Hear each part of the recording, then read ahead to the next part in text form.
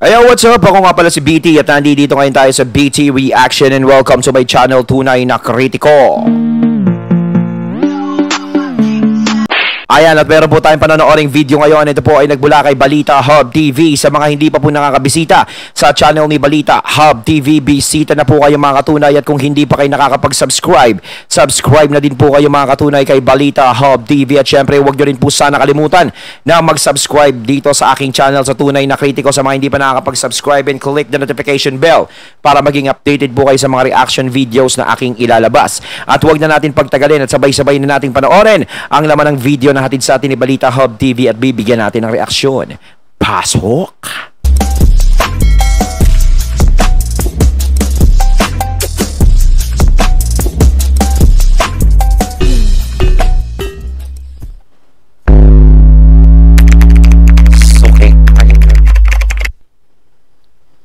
Alright, what's up sa inyo? Ayon, bago natin simulan, nais ko nga palang magbigay ng credits dito sa boses natin na maririnig at bibigyan ng reaksyon. Walang iba kundi kay Jake Magnus. Sa mga hindi pa nakakabisita sa channel ni Jake Magnus TV, bisita na po kayo mga katunay. At kung hindi pa kayo nakakapag-subscribe, subscribe na din po kayo mga katunay kay Jake Magnus TV. Balik tayo ulit. Inyo mga kababayan, ito pong pag-uusapan natin mga kababayan ay yung hindi daw po pabor itong si Isko dun sa nangyaring hakbang ng MTRCB na suspindihin itong production ng It's Showtime mga kababayan, or itong noontime show na It's Showtime. Alamin natin ang dahilan kung bakit.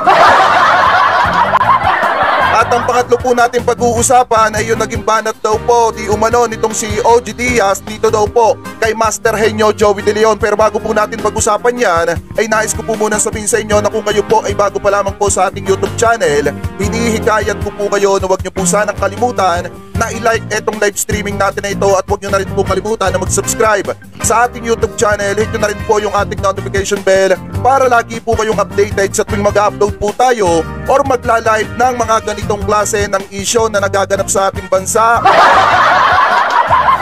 At mega love shoutout po sa lahat ng viewers po natin na nakatutok sa inyo. Pero bago po tayo magpatuloy mga kababayan, gusto ko din po kayong batiin ng isang magandang umaga, tanghali, hapon, gabi. Ayun. Saan man sulok ng mundo kayo naroon, mapa sa Pilipinas man po kayo or ibang bansa, sana po ay nasa mabuti po kayong kalagayan at gabayan po kayo ng ating Panginoon. Mabuhay po kayong lahat. Alright. Anyway mga kababayan, umpisahan agad na rin ating topic na inihanda sa inyo. Kanina po naglabas ng pahayagang MTRCB. Kung matatandaan nyo, di ba natalakay natin yung kay Senator Bong Revilla mga kababayan na panawagan sa Office of the President na sana daw ay isalang-alang yung mga trabahador na mawawalan. Ano po yung nasa It's Showtime na mawawalan daw po ng trabaho. Ano po, dahil 12 days nga naman yung magiging suspension na ipapataw dito sa It's Showtime or ipinataw na. So ngayon mga kababayan, naglabas po ng pahayag ang MTRCB at sabi po dito ng MTRCB, pahayag ng board ukol sa suspension ng It's Showtime. Ito daw po yun.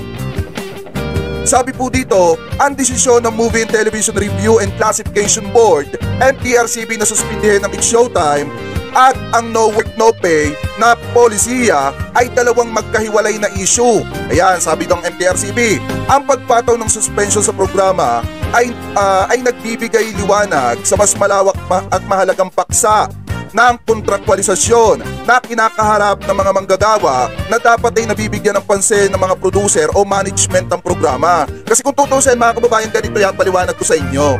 Yung ginagawa kasi ng MTRCB, base po yan sa kanilang rule na sinusunod. Ano po? So nagkamali ang It's Showtime, kahit sino naman pong noontime show, basta nagkamali mga kababayan, papatawan po yan ng karampatang parusa basta napatunayan nagkamali. So Hindi na kasalanan ng MTRCB, no, kung ano man yung batas o patakaran na sinusunod nila. No? Siyempre, lumabag ang Showtime, kailangan nila gawin at bigyan ng parusa. No, kung sino yung mga noontime show na lalabag, gaya nga nito sa Showtime. Pasensya na sa mga supporters ng Showtime, no. Alam naman natin kung ano yung nilabag ng Showtime. So, doon naman sa mga mawawala ng trabaho, yung no work, no pay, dapat hindi naman ganun. Dapat ang may problema dyan is yung production mismo ng Showtime. Dapat sila yung sumusuporta dun sa mga tao na mawawalan ng trabaho. Hindi ang MTRCB. Hindi na po problemahin ng MTRCB yun. 'Di ba? At saka kung hindi kayo gumagawa ng labag sa telebisyon na ikakasuspindi nyo is wala naman sanang problema. Walang mawawalan ng trabaho kung tayo ay marunong sumunod. No? Yun lang naman din hinihingi kay Vice nun eh. Yung mag-apologize siya. Mag-apologize, ganto, ganyan, ganyan. Siguro kung inunahan ni Vice agad ng apology yun, nag-public apology siya, siguro hindi na mapupunta sa ganito eh. Kaso nga lang, hindi niya talaga inunahan. Talagang mas pinanindigan niya, wala kaming kasalanan, ganto, ganto, ganyan. Pero kitang-kita naman yung ebidensya. No? So, yung mawawalan ng trabaho ng judge na tayo, kawawa talaga. As in, hindi naman talaga maganda. No? Pero dapat talaga is karapatan nila na suportahan sila ng production nila dyan sa Showtime. Yung management niyan, dapat sila yung magbigay ng sahod sa kanila. Kahit ba sabihin na suspendido sila. Dapat ganun eh. No? Hindi yung no work, no pay. Pwedeng with Showtime napatunayan kung nagkamali po, kaya pinatawan po sila ng 12-day suspension. So ngayon mga kababayan, hindi na problema ng MTRCB, hindi na problema ng MTRCB kung mayroong mga trabahador na mawawalan ng pansamantalang mawawalan ng trabaho, katulad nga nung sinasabi ng mga panatiko nitong si Vice Ganda na no work, no pay. Dahil lang dapat pong namomroblema diyan yung production.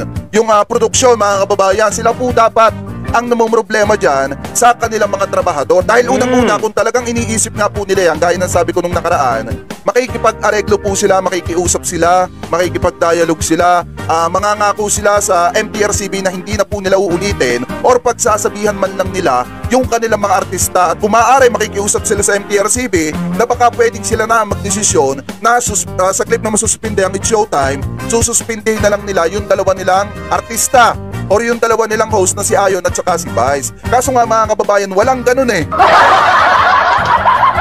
Diba ang trabaho ng MTRCB, tutukan lahat ng mga lumalabas na palabas na may na nakaka-violate or may nagagawang hindi maganda on national TV at yung mga ilalabas sa sinihan, hindi po yung no work, no pay. Uulitin ko po mga kababayan, meron po tayong meron. Sandali, kung tutusin nga, dapat dyan eh. Yung mawawala yung masususpindi man sila, mawawala ng trabaho yung iba, dapat talaga ito si Vice yung magbayad dun sa mawawala ng trabaho eh. Kasi ito si Vice eh. No, ayaw baguhin yung pagpapatawa eh. Laging may halong pagka-green yung mga ganyan. No, pwede ka naman magpatawa ng Vice eh. Nang hindi naman gaanong ganon. Ba't naman si Roderick Paulate? Diba? Nakakatawa siya pero hindi siya gumagamit ng mga ganyang klase. Tayong dole dyan. Meron tayong dole, pwede silang doon magreklamo. Kung talagang intensyon nila na matulungan yung mga pamilya nila, kung talagang intensyon nila na matulungan yung kanilang mga trabahador, gagawa sila ng magandang paraan na hindi sila makakapanapak or makakagawa ng hindi maganda. Ang batas ay batas mga kababayan, yun lang yun. Hindi porket may isang senador na nananawagan, i-resolve na agad yan at pagbibigyan. Mamimihasa po yan pag gaganyan na may nananawagan na malalaking tao para matulungan sila na maresolba yung 12-day suspension nila. Kung maaari po, sabi ko nga nung isang araw, napakaraming problema na dapat kinakaharap ng ating bansa at pinag-uusapan. Hindi po yung suspension na ginawa naman talaga or nagawa naman talaga ng dalawang host ng It's Showtime na talagang kita naman natin ng dalawang mata natin, pakinig ng dalawang tainga natin na talaga pong nagkamali sila. Nagkamali sila, tanggapin nila, panindigan nila. Nagmatigas sila nung una, ngayon panindigan na nila yung pagmamatigas nila hanggang huli. Yun lang yun mga kababayan. Hindi porket nagkamali ka, at ang ikakatuwiran mo may magugutom, palalampasin mo na yan. Hindi pwedeng laging ganon. Oo.